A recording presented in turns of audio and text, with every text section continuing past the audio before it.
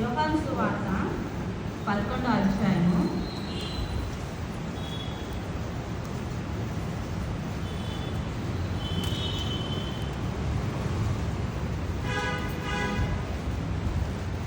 1 నుంచి చదువుకున్నాను.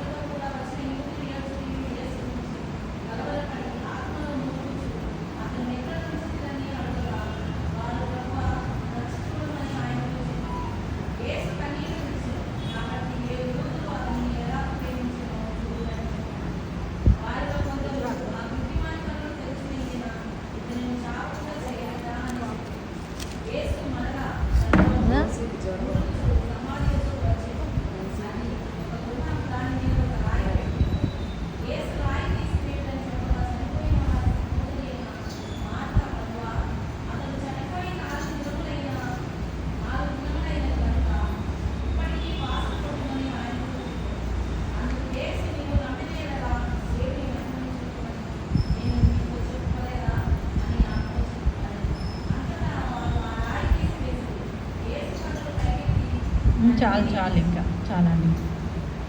అయితే ఇక్కడ మనందరికీ తెలుసు, ఇక్కడ లాజరు చనిపోయినప్పుడు వచ్చి మరి యేసు ప్రభు ఏ విధంగా లేపాడు అన్నది. అయితే ఇక్కడ మనము ఈ వాక్యాన్ని చూసుకున్నప్పుడు, నేను చదివినప్పుడు నాకు దేవుడు నాతో ఒక మాట ద్వారా మాట్లాడాడు. ఏంటి అని అంటే, ఇక్కడ యేసు ప్రభు అక్కడ వాళ్ళ దగ్గరికి వెళ్ళినప్పుడు, మరియా మార్త వాళ్ళ దగ్గరికి వెళ్ళినప్పుడు యేసు వాళ్ళు బాధపడుతున్నప్పుడు చూసి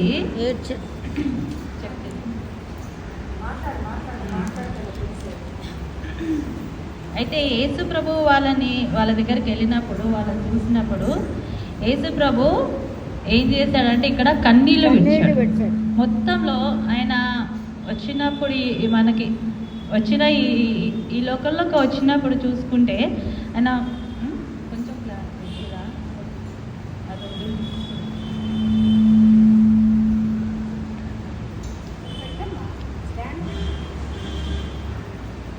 అయితే మరి యేసు ప్రభు మరి ఈ లోకంలో మానవుడిగా వచ్చారు కదా. ఈ లోకంలోకి వచ్చినప్పుడు మరి ఆయన వచ్చి ఈ లోకంలో ఎంతో పరిచయం చేశారు, ఎంతో సేవ చేశారు, ఎంతో మందిని స్వస్థపరిచాడు, ఎన్నో ఆశ్చర్య కార్యాలు, ఎన్నో అద్భుత కార్యాలు ఎన్నో చేశాడు.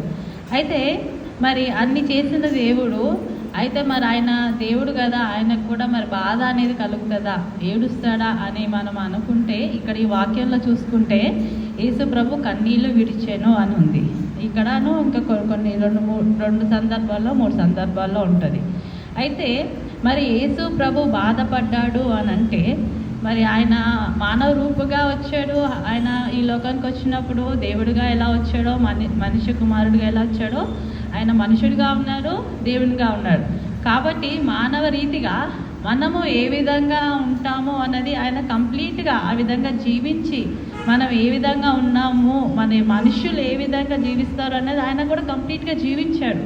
కాబట్టి ఆ రీతిగా ఆయన కూడా ఆ యొక్క వాళ్ళు ఎంతో ఆత్మలుగా ఉన్నారు. లాజరు, మరియా, మార్త వాళ్ళు ఎంతో, ఆయన వెళ్ళినప్పుడు వాళ్ళ దగ్గరికి వెళ్ళినప్పుడు, ఆ గ్రామానికి వెళ్ళినప్పుడు వాళ్ళ ఇంటికి వెళ్ళి వాళ్ళ ఇంట్లో ఆయన ఉండినప్పుడు ఎంతో సంతోషించి వాళ్ళ దగ్గర గడిపేవారు. అట్లా వాళ్ళు చాలా ఆత్మీయంగా ఉన్నారు ఆ కుటుంబము. కాబట్టి ఆయనకి మనసుకు ఎంతో ఆత్మీయులుగా ఉన్నవారు కాబట్టి ఆయనకు ఆ వేదన కలిగింది ఒకటి. అయితే అది మానవ రీతిగా చూసుకుంటే, మానవ రీతిగా మనకు కూడా అంతే. మనకి బాగా క్లోజ్గా ఉన్న వాళ్ళు, చాలా చాలా క్లోజ్గా ఉన్న వాళ్ళ గురించి మనకి వెంటనే బాధ అనిపిస్తుంది, వేదన అనిపిస్తుంది. అదే రీతిగా అక్కడ యేసు ప్రభు కూడా అదే విధంగా బాధపడినట్టు తెలుస్తుంది. ఇంకొకటి చూసుకుంటే మరి మామూలుగా మరి దేవుడుగా యేసు ప్రభు దేవుడుగా కూడా ఉన్నాడు కదా, ఒక మనుష్యుడే కాదు కదా. మరి దేవుడుగా ఉండి దేవుడు బాధపడాల్సిన అవసరం ఉంటుందా అని అనుకుంటే, ఆయన దేవుడుగా ఉన్నాడు కాబట్టి బాధపడ్డాడు. ఎందుకు అని అంటే, అసలు ఆయన ఈ లోకానికి వచ్చింది దేనికి? మనుష్యులను రక్షించడానికి, పాపం నుంచి రక్షించడానికి, శాపం నుంచి రక్షించడానికి. మరి పాపం శాపం ఎక్కడి నుంచి మొదలైంది అనుకుంటే, మనం ఒకసారి చూసుకుంటే ఆదికాండం చూసుకుందాము. ఆదికాండము 2వ అధ్యాయము 17వ వచనం చూసుకుందాం.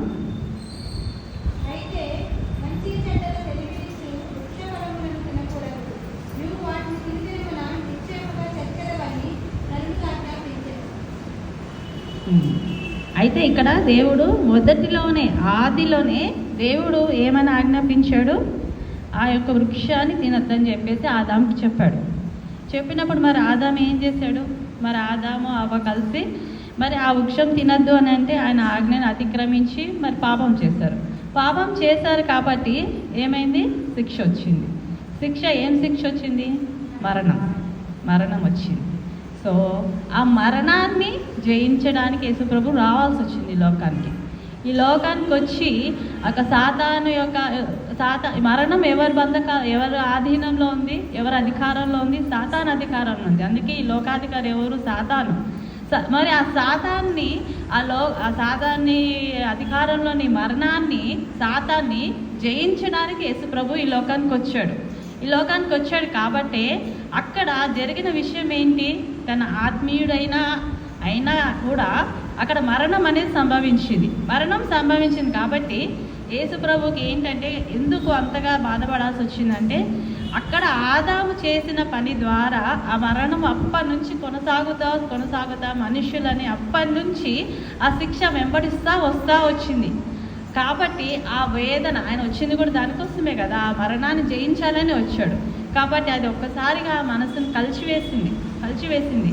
ఇంకా సాతాను ఇంకా తన ఆధీనంలోనే ఉంది ఈ లోకము, ఇంకా సాతాను ఆధీనంలోనే దేవుని ప్రజలు, దేవుని బిడ్డలు, దేవుని మనుషులు అందరూ ఇంకనూ ఆయన ఆధీనంలో ఉన్నారు అని ఆ యొక్క విషయాన్ని గురించి ఆయన మనసు ఎంతగానో కలత చెంది. అందుకనే ముందు ఆయన వాళ్ళని కలిసినప్పుడు కూడా హృదయంలో వాళ్ళు బాధపడుతున్నప్పుడు కలత చెంది బాధపడతాడు.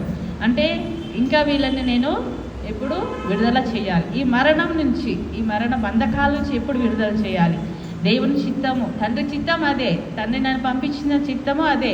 ఈ లోకంలో ఈ మనుషులని ఈ మరణ బంధకాల నుంచి విడిపించి వాళ్ళందరినీ పరలోక రాజ్య వారసుగా చేయాలి, వాళ్ళని విడుదల చేయాలి, వాళ్ళకి శిక్ష నుంచి విడుదల చేయాలి, పాపం నుంచి శాపం నుంచి విడుదల చేయాలనే కదా మరి యేసుప్రభు ఈ లోకంలో మరి మానవ రూపుగా పుట్టింది. కాబట్టి అక్కడ ఆ సన్నివేశం చూసినప్పుడు మరి అందుకనే యేసుప్రభుకి హృదయంలో ఎంతగానో మరి కలత చెంది ఎంతగానో బాధపడి కన్నీళ్లు విడిచాడు. మరి ఆ కన్నీళ్ళు, ఆ వేదన అక్కడ తండ్రికి కానీ మరి యేసయ్యకి కానీ అక్కడ మరి ఆ ఒక బాధ ఉంది కాబట్టి మరి అంతగా మరి సిలువ మరణం పొందడానికి మరి ఈ లోకంలో వచ్చి జీవించి కష్టాలు నష్టాలు ఎన్ని ఉన్నా అవి అనుభవించడంలో పెద్ద బాధ లేదు. కానీ అది అందరూ మనుషులుగా కూడా కొంతమంది ఇప్పుడు దేవుని శిష్యులుగా ఉన్నవాళ్ళు, ప్రవక్తలుగా ఉన్నవాళ్ళు వాళ్ళందరూ కూడా ఎన్నో హింసలు పొందారు, ఎన్నో వేదనలు, హింసలు ఎన్నో అనుభవించారు.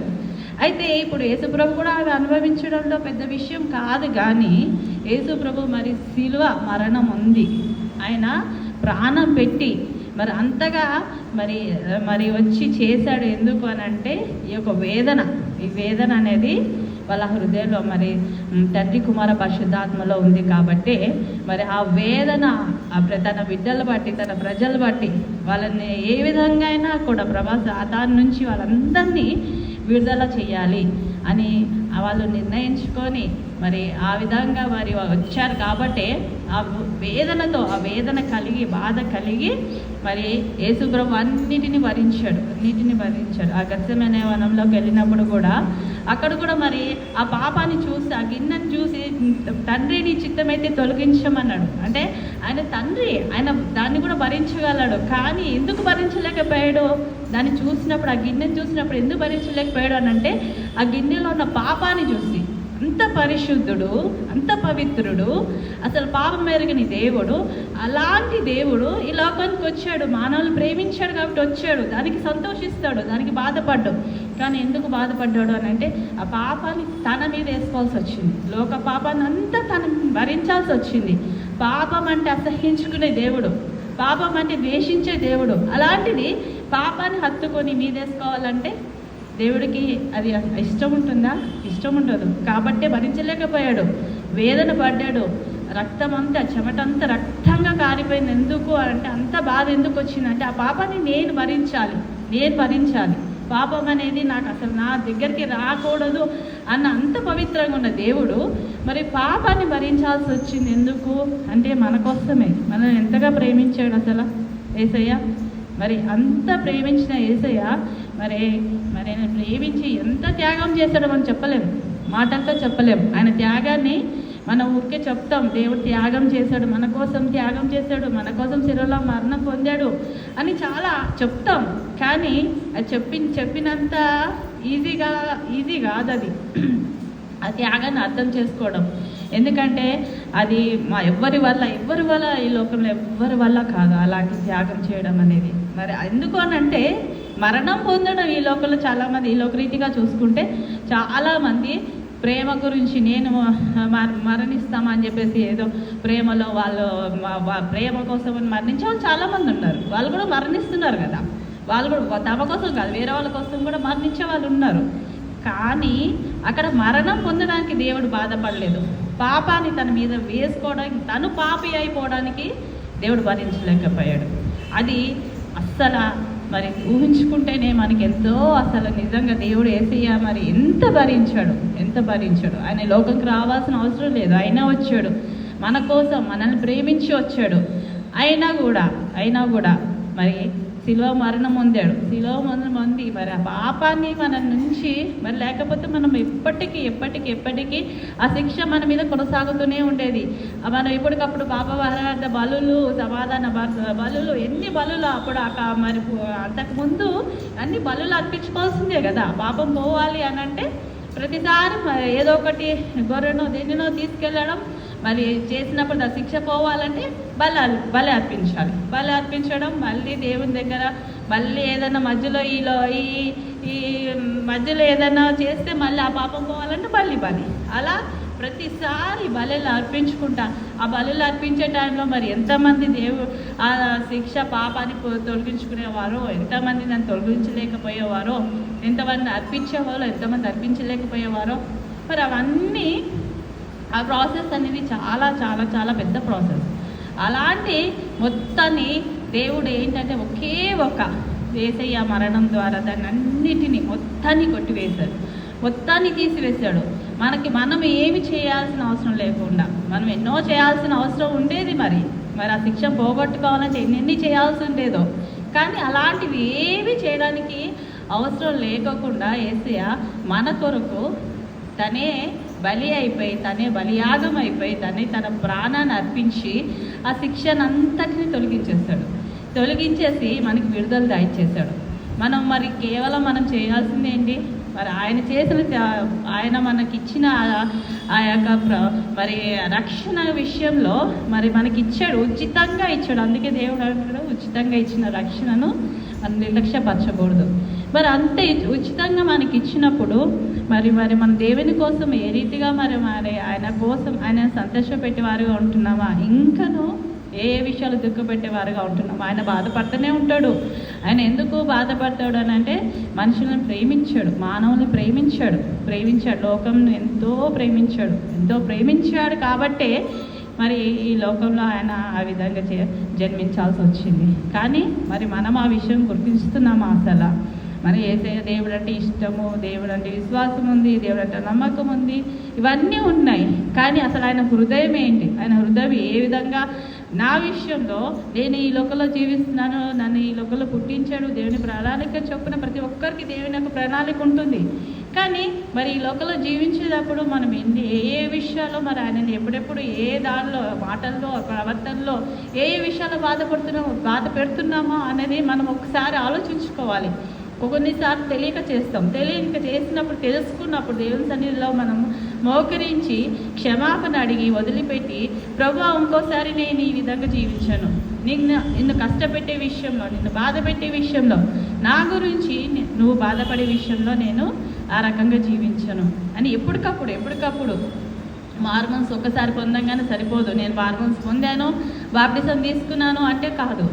అది మనము చివరి వరకు కాపాడుకోవాలి. ఆ యొక్క రక్షణను ఒకసారి రక్షణ పొందంగానే అయిపోయింది, పర్లేదు, నేను క్రైస్తవురాలను అయిపోయాను కాబట్టి పర్వాలేదు, నేను పరలోక రాజ్యానికి వెళ్ళిపోతాను అని అనుకుంటే సరిపోదు.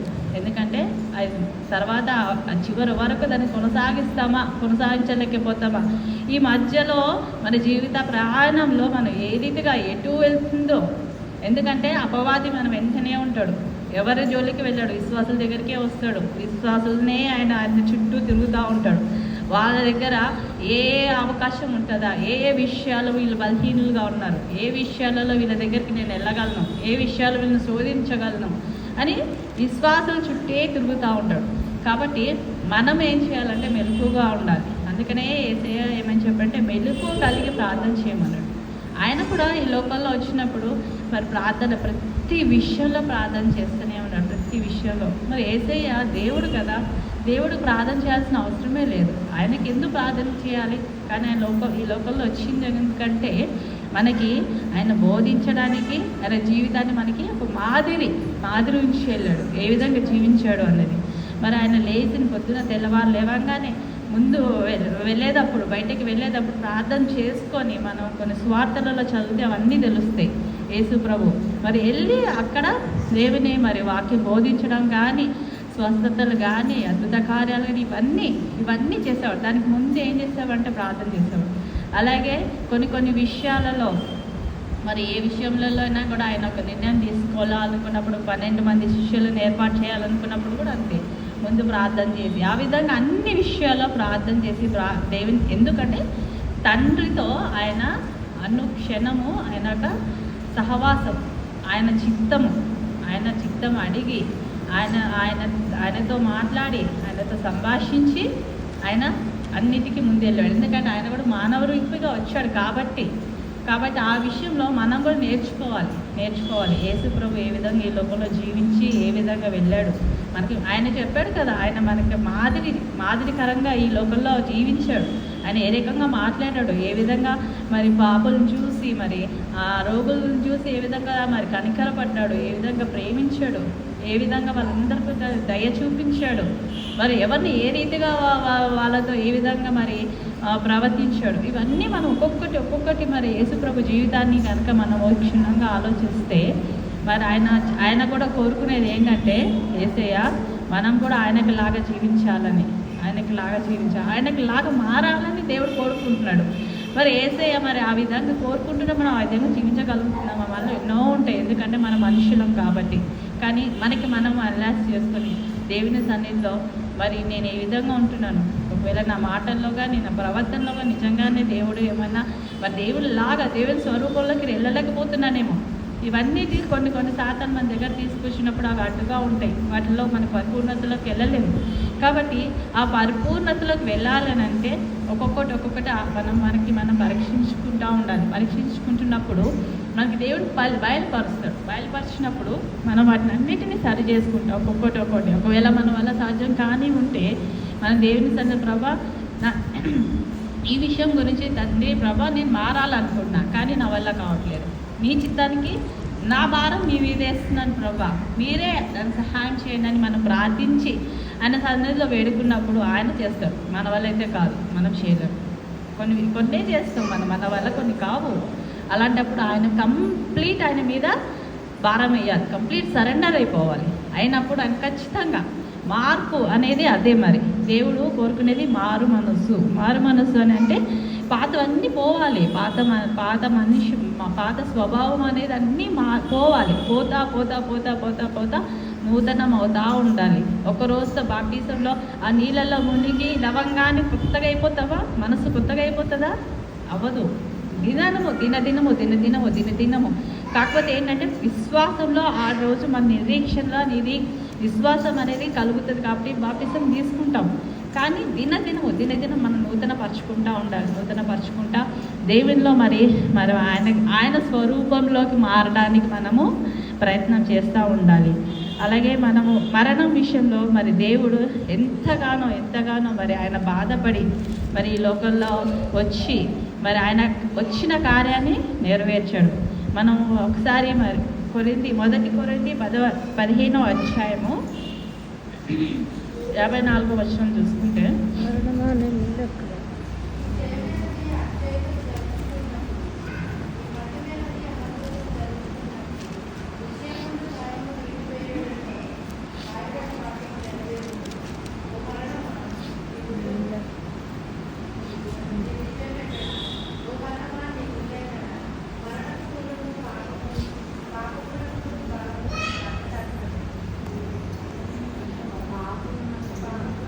చాలు. అయితే ఇక్కడ కూడా మరి మనకి దేవుని వాక్యంలో దేవుడు ఏం సెలవిస్తుందంటే, ఇక్కడ మరి క్షయం అనేది అక్షయతను ధరించుకున్నప్పుడు, ఈ మత్స్యం అనేది అమర్చితను ధరించుకున్నప్పుడు విజయమందు మరణము మృంగివేయబడనని వ్రాయబడే వాక్యము నెరవేరేను. ఎట్లా నెరవేరింది అనంటే యేసయ్య ద్వారానే. మరి ఆయన వచ్చి ఆ వాక్యాన్ని నెరవేర్చి ఆయన ఏమంటున్నాడంటే, ఓ మరణమా నీ విజయం ఎక్కడా, ఓ మరణమా నీ ముళ్ళు ఎక్కడ. మరి సాతాన్ని అక్కడ జయించాడు, మరణాన్ని జయించి మనల్ని ఆ మరణం అనే దాస్యం నుంచి మనకి విడుదల కలగజేశాడు. 2 తిమోతి 1:10 వచనం చూసుకుంటే కూడా,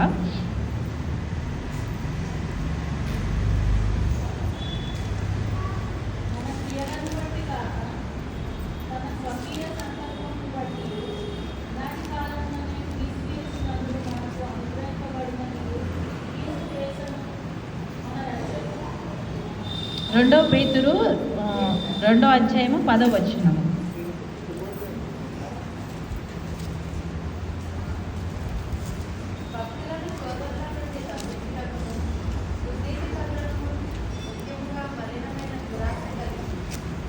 కాదు 1వ అధ్యాయము 10వ వచనం. అందువలన సహోదరులారా, మీ పిలుపును ఏర్పాటును నిశ్చయం చేసుకున్నప్పుడు మరి జాగ్రత్త పడి మీరు క్రియలు చేయవారైతే ఎప్పుడూ తట్టిల్లారు. అలాగున మన ప్రభువును రక్షకుడైన యేసుక్రీస్తు యొక్క నిత్య రాజ్యంలో ప్రవేశం మీకు సమృద్ధిగా అనుగ్రహించారు.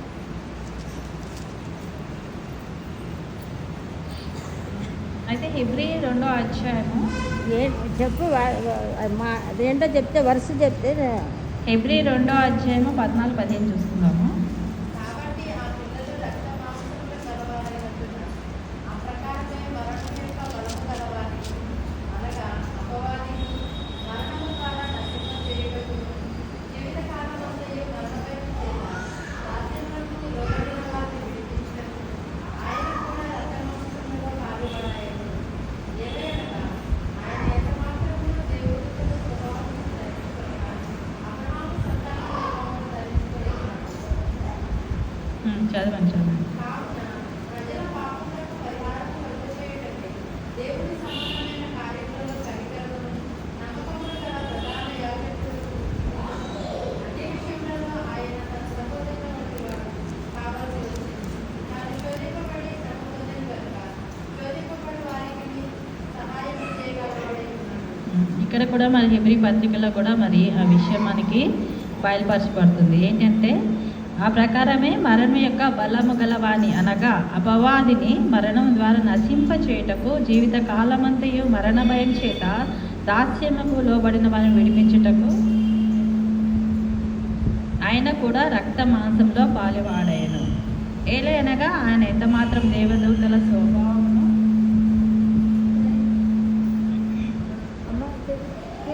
ధరించుకొనక అబ్రహాము సంతాన స్వభావం ధరించుకున్నాం. ఇక్కడ మనం మరి అదేవిధంగా మనము ఇందాక చెప్పిన రీతిగా మరి యేసుప్రభు వచ్చింది ఎందుకు అని అంటే అపవాది యొక్క మరణ బంధకాల నుంచి ఆ దాస్యం నుంచి మనల్ని విడిపించటానికి ఆయన కూడా రక్త మాంసంలో పాలయ్యాడు.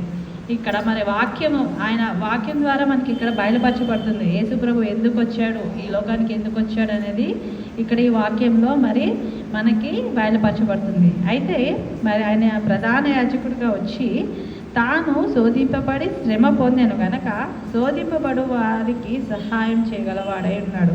అయితే మరి దేవుడు మనల్ని రక్షించి ఆయన పరలోక రాజ్యంలోకి వెళ్ళడమే కాదు, ఈ లోకంలో ఉన్నప్పుడు మరి మనకి ఏ శోధనలు వచ్చినా ఎటువంటివి వచ్చినా కూడా మరి వాటన్నిటినీ తప్పించడానికి ఆ శోధన నుంచి మనకి సహాయం చేయడానికి ఆయన రెడీగా ఉన్నాడు. ఎందుకనంటే తాను కూడా ఆ శోధనను ఆ శోధన అనేది ఆయన కూడా అనుభవించున్నాడు కదా ఈ లోకంలో వచ్చినప్పుడు.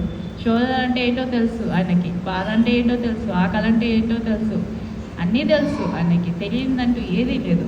కాబట్టి మనం శోధింపబడుతున్నప్పుడు మనము బాధపడాల్సిన అవసరం లేదు. ఎందుకంటే నా బాధ అనేది యేసు ప్రభుకి తెలుస్తుంది, అర్థమవుతుంది.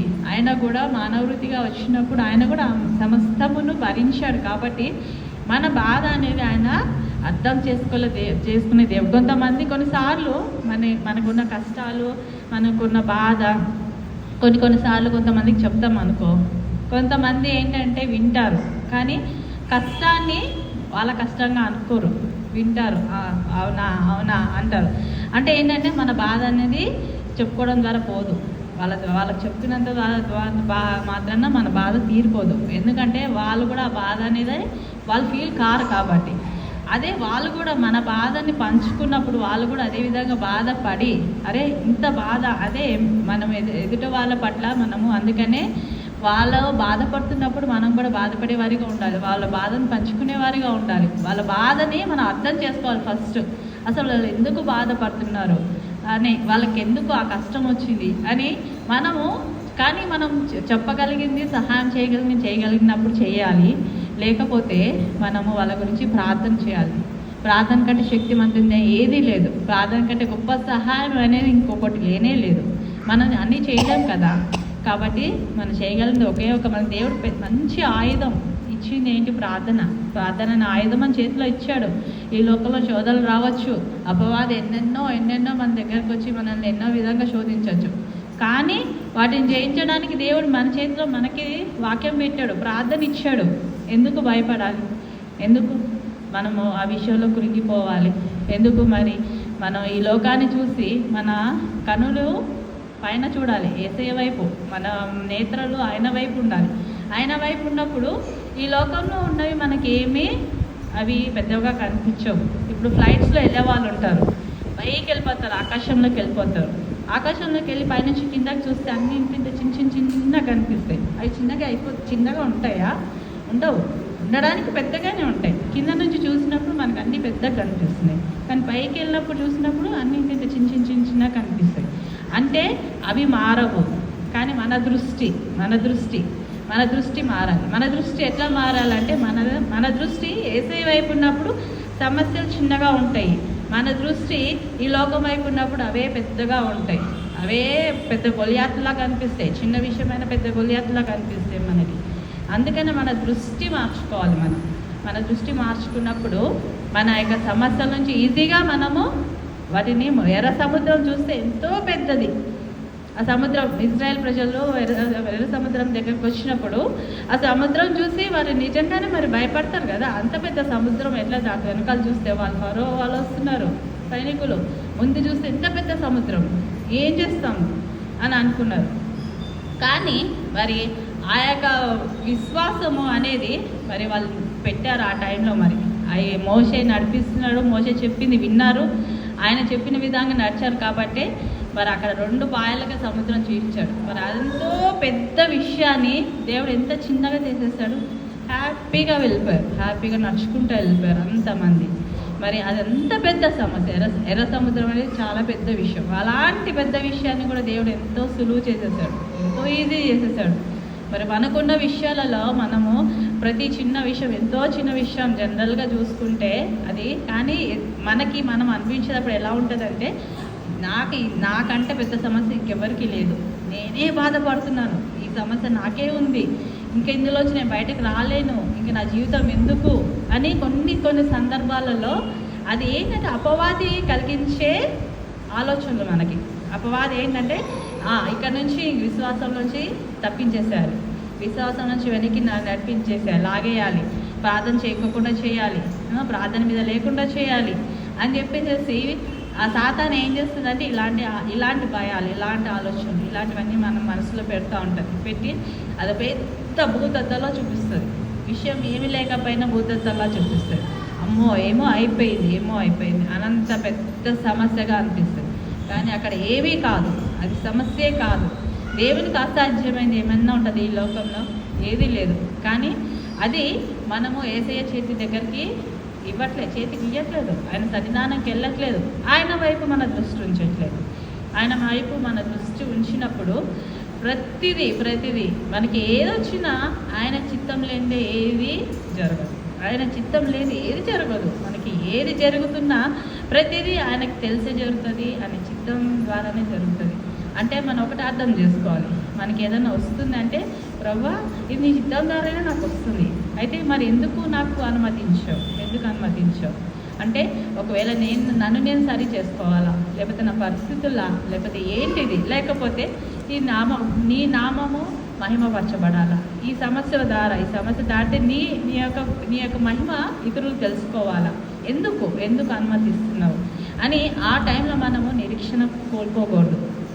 ఆ టైంలో మన నిరీక్షణ యేసయ్య వైపు ఉంచి మరి ఆయన సన్నిధిలో ఆయన పాదాలు పట్టుకొని మరి ప్రార్థించి, ముఖ్యంగా మనం ఎంతగానో భరించలేని వేదన, భరించలేని బాధ అని మనం అనుకుంటున్నప్పుడు, ఆ సమయంలో అలాంటి బాధ అనుభవిస్తున్నప్పుడు ఒకటే ఒక విషయం యేసయ్యను గుర్తు చేసుకోవాలి. యేసయ్య ఎంత భరించాడు. మరి యేసయ్య భరించినప్పుడు నా కోసము, మనందరి కోసం భరించాడు కదా. మరి భరించినప్పుడు ఈ చిన్న విషయం నేను భరిస్తే నా దేవుడు నాకు సహాయం చేయడా, ఆయన నన్ను ప్రేమించి రక్షించుకున్నాడు. ఈ లోకానికి వచ్చింది ఎందుకు? మనం క్రైస్తవులుగా ఆయన బిడ్డలుగా చేసుకున్నాడంటే మరి ఆయన చిత్తం లేనిదే మన క్రైస్తవులు అవ్వము, విశ్వాసులు అవ్వము. విశ్వాసులుగా ఆయన మనల్ని చేసుకున్నాడు అంటే ఆయన విడిచిపెట్టేస్తాడా? సమస్య వస్తుందంటే విడిచిపెట్టేస్తాడా? మనం లేకపోతే మనం ఆయన మాట వినట్లేదని విడిచిపెట్టేస్తాడా? ఆయనకి మరి ఆ దూరంగా ఉంటున్నామని విడిచిపెట్టేస్తాడా? ఒక్కసారి ఆయన బిడ్డలుగా చేసుకుని ఆయన విశ్వాసంలో ఉన్నప్పుడు ఆయన వెన్నంటే ఉంటాడు. కాకపోతే ఏంటంటే ఆయన వేచి ఉంటాడు. మనము ఆయన తట్టు ఎప్పుడు తిరుగుతామా? ఆయనని ఎప్పుడు పూర్తిగా ఆయన సన్నిధానంకి వచ్చి విశ్వాసిస్తామా? ఆయన సన్నిధానంలో విశ్వాసం కలిగి ఆయన సన్నిధానంలో మరి ఆయన మీద నమ్మకం ఎప్పుడు ఉంచుతామా అని వేచి ఉంటాడు, అంతేగాని విడిచిపెట్టాడు. కానీ ఎవరైతే మళ్ళీ తిరిగి ఆయన సన్నిధానంకి వచ్చి ఆయన పాదాలు పట్టుకొని బ్రతిమాలి, ప్రభా నాకు సహాయం చెయ్యి, నువ్వు చేయగలవు, నేను నమ్ముచున్నాను, ఇది అది కష్టమే కాదు, ఇది అసాధ్యమే కాదు, ఇది బాధే కాదు, ఈ బాధ నాకు అనుభవించడంలో నాకు సంతోషం ఉంది, ఆనందం ఉంది. మనం సంతోషం ఉంది, ఈ బాధ ఎందుకు అని అంటే నిరీక్షణ ఉన్న వాళ్ళకి సంతోషం ఉంటుంది. ఈ యొక్క బాధ, ఈ కష్టం వచ్చిందంటే నా దేవుడు నా జీవితంలో ఇస్తున్నాడు అని అంటే ఈ కష్టము అనేది నా మేలు కోసమే అని అనుకున్నప్పుడు దేవుడు నాకు ఒక మేలు చేస్తున్నాడు అనుకుంటే సంతోషం వస్తుందా రాదా? ఆ టైంలో మనకి బలం వస్తుంది. మనం ఎంతో చెప్పలేనంత బలంతో సంతోషంగా ఉంటాం. అందరూ ఈ లోకంలో ఉన్న వాళ్ళు ఏంటంటే వాళ్ళు బాధతో కృంగిపోతారు, కానీ మనం ఆ కృంగిపోయే అవకాశం దేవుడు మనకి ఇయ్యాడు. ఎందుకంటే ఫిలిప్పీలో చెప్పినట్టుగా ఎల్లప్పుడూ ఆనందించుడి, మరలా చెప్పుదును ఆనందించుడి. ఆనందంతో మనం ఉండగలిగే శక్తి ఎట్లా వస్తుందంటే నిరీక్షణ ఉంటుంది. మనం దేవుని యందు నిరీక్షించుకొని మరి ఏ సమస్య వచ్చినా, ఏ వాదన, హింసలు, బాధలు, ఉపద్రాలు ఎట్లాంటివి వచ్చినా, ఈ లోకంలో ఏ వచ్చినా కూడా, ఇలాంటివన్నీ ఏ వచ్చినా దేవుడు చిత్తం లేదే మన దగ్గరికి రావడానికి అవకాశం ఉండదు. వస్తుంది అంటే సంతోషించాలి. దేవుడు అనుమతిస్తేనే వచ్చింది మన దగ్గరికి, లేకపోతే రాలేదు. దేవుడు అనుమతించాడు కాబట్టి ఈ సమస్య నా దగ్గరికి వచ్చింది. కానీ ఈ సమస్య నేను ఏ విధంగా జయించాలి అని దేవుని ఆశ్రయించినప్పుడు మరి దేవుడు ఆ శక్తి మనకి ఇస్తాడు. దేవుడు శక్తి ఇస్తాడు, మనల్ని నూతనపరుస్తాడు, నూతన బలం ఇస్తాడు, నూతన హృదయం ఇస్తాడు. ఒక్కొక్కసారి మన హృదయం మార్చాలని కూడా, కొన్నిసార్లు హృదయం అనేది ఎంతో మోసకరమైంది కదా. మరి ఆ హృదయం ఒక్కొక్కసారి ఈ లోకంలో కలిసి హృదయము మారిపోతుందేమో అని ఆ హృదయాన్ని మార్చాలి, నూతనపరచాలని అంటే ఒక కష్టం అనేది కలిగినప్పుడు మళ్ళీ ఆ కష్టంలో దేవుని దగ్గరికి వస్తాము, మళ్ళీ మనం పరీక్షించుకుంటాం, మళ్ళీ మనము శుభ్రం చేసుకొని మళ్ళీ దేవుని సన్నిధిలో నూతన పరచబడతాం. కాబట్టి ఒక్కొక్కసారి దేవుడు మన మేలు కోసమే మనకి కష్టాలు అనుమతిస్తాడు. కాబట్టి మనం కష్టాలు వచ్చినప్పుడు కానీ, మన బాధలు, ఉపద్రవాలు ఏ వచ్చినా కూడా మన జీవితాల్లో మనము మరి వాటి గురించి భయపడాల్సిన అవసరం లేదు. ఈ లోక పరిస్థితుల గురించి కూడా భయపడాల్సిన అవసరమే లేదు. ఈ లోకాధికారిని దేవుడు ఎప్పుడో జయించేశాడు. దేవుడు జయించి, నేను జయించిన ప్రకారం వీరును జయిస్తాను చెప్పాడు. చెప్పినప్పుడు దేవుడు చెప్పిన మాట నిరర్థకం అవుతుందా? అవదు కదా. అది ఎందుకు అనంటే మనం పొందుకోలేక మనం జయించలేకపోతున్నాం, ఆ మాటను మనము స్వీకరించలేకపోతున్నాం, ఆ మాటను మనం పూర్తిగా నమ్మలేక, విశ్వసించలేక, ఆయన చెప్పిన విధంగా మనం జీవించలేక మనము జయించలేకపోతున్నాం. కాబట్టి ఎప్పుడైతే ఆయన నమ్మి, ఆయన విశ్వసించి మరి ఆ విధంగా జీవిస్తామో మనం కూడా ఈ లోకాన్ని జయిస్తాం. ఈ లోక అపవాదిని, ఈ లోకంలో జరుగు ప్రతి విషయంలో ఏదైనా మనకి దేవుడు మరి సహాయకంగా ఉండి, మన సహాయుడు దేవుడు ఎప్పుడైనా కూడా అప్పటికప్పుడు ఇమీడియట్ హెల్ప్ అనేది దేవుడి ద్వారా వస్తుంది. ఆ ఇమీడియట్ హెల్ప్ పొందడానికి మనం ఆ రీతిగా మనం ఉండాలి. ఆ రీతిగా ఉన్నప్పుడే దేవుడు మనకి ఒక సహాయం అనేది దయచేస్తాడు. కాబట్టి మరి అందుకనే కదా ఇప్పుడు కూడా యేసయ్య మరి తండ్రి దగ్గరికి వెళ్ళి అక్కడ మరి విజ్ఞాపన ప్రార్థన మన నిమిత్తం చేస్తున్నాడు. ఎందుకంటే కొన్నిసార్లు ఇలాంటి పరిస్థితుల్లో ఉన్నప్పుడు, బలహీనం అయిపోయినప్పుడు మనం ప్రార్థన చేయలేము. కాబట్టి ఆ టైంలో మనకి సహాయం కావాలి. ఆ టైంలో ప్రభువా అని చెప్పి తండ్రి ఈ బిడ్డ గురించి, ఈ పరిస్థితి ఈ విధంగా మనం ఏ విధంగా అయితే ఆ టైంలో ప్రార్థన చేయాలో ఆ ప్రార్థన మన కోసము యేసయ్య మరి అక్కడ తండ్రి దగ్గర విజ్ఞాపన చేస్తూ ఉన్నాడు, ఈ విషయంలో సహాయం చేయి తండ్రి అని. మరి అందుకని తండ్రి యేసయ్య మన మధ్యలో ఉండి, మనకి ఆయన మధ్యవర్తిగా ఉండి, ఆయన మన కోసం అక్కడ రికమెండేషన్ లాగా ఆయన ఒక మీడియేటర్ లాగా ఉండి మన కోసం అక్కడ తండ్రి దగ్గర వేడుకుంటా ఉండి మనకి సహాయం చేస్తున్నాడు కాబట్టి ఈ లోకంలో మన అన్ని విషయాలలో మరి ఏదొచ్చినా కూడా మళ్ళీ ముందుకు సాగలుగుతున్నాము అని అంటే, ప్రతి సమస్యను దాటుకోగలుగుతున్నామంటే అది మరి ఆ యేసయ్య ఆ ఉచితమైన ప్రేమ, ఆయన కృప మన పట్ల ఉంది కాబట్టి, చూపిస్తున్నాడు కాబట్టి వాటన్నిటి నుంచి మనం దాటుకొని ముందుకెళ్తున్నాం. మరి దేవుడు మన కుటుంబాలలో కానీ మనకి కానీ ఎలాంటి విషయాలలోనా కూడా ఆయన విడిచిపెట్టే దేవుడు కాదు, సహాయం చేసే దేవుడు. కానీ మనము ఏంటంటే మనము ఆయన హృదయాన్ని అర్థం చేసుకోవాలి. ఆయనని ఇప్పటికి కూడా మనము బాధ పెట్టేవారిగా ఉండకూడదు. ఆయన వాళ్ళు దేవుడు బాధపడ్డాడు, అయిపోయింది, బాధపడ్డాడు. ఆ విషయంలో ఆయన క్రియ జరిగించేస్తాడు. కానీ ఇప్పుడు మన క్రియల ద్వారా ఆయనని బాధ పెట్టకూడదు. ఆయనను సంతోషపెట్టేవారుగా ఆయనను ఇంకను మనము ఆయన నామాన్ని ఇతరులు తెలుసుకోవాలి. ఎట్లా తెలుసుకుంటారు, ఎప్పుడు తెలుసుకుంటారు, ఎలా తెలుసుకుంటారు? ఎంతోమంది ఎరగని ప్రజలు ఎంతోమంది ఉన్నారు. ఎంతోమంది ఇంకా వాళ్ళు అవివేకులుగా వారి అజ్ఞానంలో ఇంకా ఉండి మనం చేసే క్రియల ద్వారా దేవుని ఇంకా అసహించుకునే వాళ్ళగా ఉన్నారు. మనం విశ్వాసులుగా మనం సరిగా జీవించకపోవడం ద్వారా దేవుని అసహించుకున్నారు వాళ్ళు, మనల్ని కాదు. మనల్ని అసహించుకుంటే అది వేరే విషయం. మనం అసహించుకుంటే కరెక్టే, ఎందుకంటే మనం ఆ రీతిగా ఉన్నాం కాబట్టి మనల్ని ఒకవేళ మన ఇష్టం పడకపోయినా మనం ద్వేషించినా కరెక్టే. కానీ మరి దేవుని ద్వేషించడం అనేది కరెక్ట్ కాదు. కానీ దేవుని ఎందుకు ద్వేషిస్తున్నారు? ఎవరి ద్వారా ద్వేషిస్తున్నారు? మన విశ్వాసమైన మన ద్వారానే కదా. మరి అది మన ద్వారా దేవుడికి అలాంటి ఇది జరుగుతుంది అని అంటే మనం ఎంతగా దేవుని సన్నిధానంలో మరి ఉండాలి. మరి ఇతరులు తెలియని వాళ్ళని మనం చూసి మన పత్రికగా ఈ లోకంలో జీవించాలనుకున్నప్పుడు మన ద్వారా మనం ఒక వెలుగుగా ఉండి ఈ లోక ప్రజలకి మన ద్వారా సువార్త ఎలా జరుగుతుంది, సువార్త ఎలా అందపడుతుంది? మాటలతో ద్వారా కాదు, ఒట్టి మాటల ద్వారా, ఒట్టి వాక్యం చెప్పంగానే సువార్త అనేది ఫలించదు. మాటల్లో దేవుని వాక్యంతో చెప్పిన ఆ యొక్క క్రియల ద్వారా అనేది ఆ యొక్క ఫలితం ఉంటుంది. మన క్రియ లేనిదే మనం ఎంత విశ్వాసం కలిగి ఎంత చేసినా లాభం లేదు. ఎవరు నమ్మరు, ఎవరు విశ్వసించరు. మనం చూసినప్పుడు వీళ్ళు నిజంగా ఈ జీవితం వీళ్ళు ఎలా జీవిస్తున్నారు అంటే వీళ్ళు నిజంగా వీళ్ళ దేవుడు ఇంత గొప్ప కార్యాలు జీవితాల్లో చేస్తున్నాడు అంటే ఏంటి అన్నది వాళ్ళకి మనల్ని చూసినప్పుడు వాళ్ళలో ఆలోచన అనేది కలగాలి. మన దగ్గరికి వచ్చినప్పుడు వాళ్ళు ఎంత ద్వేషించే వాళ్ళైనా మన దగ్గరికి రాగానే మనం చూసినప్పుడు వాళ్ళు మనం తిట్టడానికి, కొట్టడానికి ఎలాంటి కోపంతో, ఎలాంటి ద్వేషించే వాళ్ళైనా కూడా మన దగ్గరకు వచ్చినప్పుడు, మన దేవుడు ఉన్నప్పుడు, మన దేవుడు ప్రేమమయుడు, ప్రేమ స్వరూపుడు.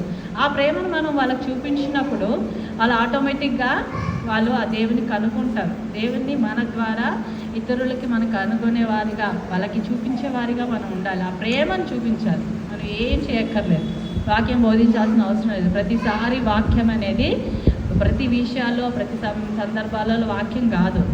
మనము దేవుని కనపరిచే క్రియలు, మాటలు అవి ఉండాలి. ఆ ఉన్నప్పుడు ఆకర్షింపబడి ఏముంది ఈ వాక్యం, దేవుళ్ళు ఏముంది, వీళ్ళు ఇంతగా ఎందుకు నమ్ముకుంటున్నారు అని వాళ్ళల్లో ఆ యొక్క ఆసక్తి అనేది కలిగి వాళ్ళు దేవుని సన్నిధానానికి వస్తారు. అలాంటి వాళ్ళందరినీ నడిపించేవారిగా మనం ఉండాలి, మన ప్రవర్తన ఉండాలి. ఆ విధంగా మనం జీవించినప్పుడు దేవుని రాజ్య వ్యాప్తి కొరకు మనల్ని ఈ లోకంలో ఆయన ఏర్పరచుకున్నాడు. కాబట్టి మనం ఆ రీతిగా మరి ఈ ఆఖరి దినాలలో మనము మరి అపవాది ఎంతగానో ఆయన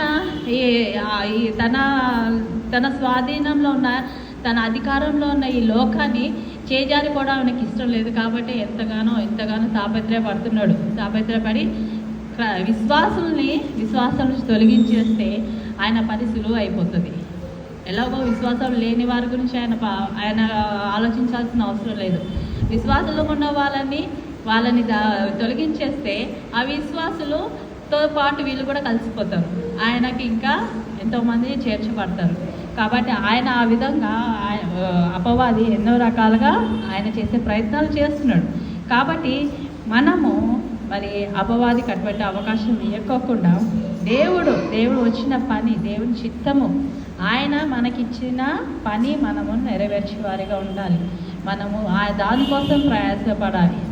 మనము వాళ్ళ దేవుని ప్రేమ అనేది మొదటగా చూపించాల్సింది ప్రేమ చూపించినప్పుడు ప్రేమ ద్వారా అనేక గొప్ప కార్యాలు జరుగుతాయి. కాబట్టి మరి యేసయ్య హృదయాన్ని మనము ఆయనను సంతోషపెట్టేవారిగా ఉండాలని, మరి ఆయనను మన ద్వారా ఆయన బాధపడకుండా, కన్నీళ్లు పెట్టకోకుండా, మన కోసం ఎందుకు అని పెట్టాలంటే, మన కోసము అరే నా బిడ్డ ఇంత కష్టపడుతుంది, ఇంత బాధపడుతుంది, నా కోసం ఎంత ప్రయాసపడుతుంది అని ఆ విధంగా ఆయన మన కోసము తాపత్రయపడి కలవరప చెందాడు. ఎందుకు మార్త మరియ వాళ్ళని చూసినప్పుడు ఆయనకు ఎంతో వాళ్ళ మీద ప్రేమ ఉంది కాబట్టి, వాళ్ళు ఆ విధంగా జీవించారు కాబట్టి, అట్టి రీతిలో మనం కూడా జీవించాలి. జీవించినప్పుడు మనకి ఏ కష్టం వచ్చినా, ఈలోక తల్లిదండ్రులు కూడా అంతే, పిల్లలకి ఏదైనా కష్టం వచ్చిందంటే ముందు వాళ్ళు తల్లడిల్లిపోతారు, వాళ్ళు బాధపడతారు. వీళ్ళు ఎంత బాధపడపోయినా తల్లిదండ్రులు ఎక్కువ బాధపడతారు.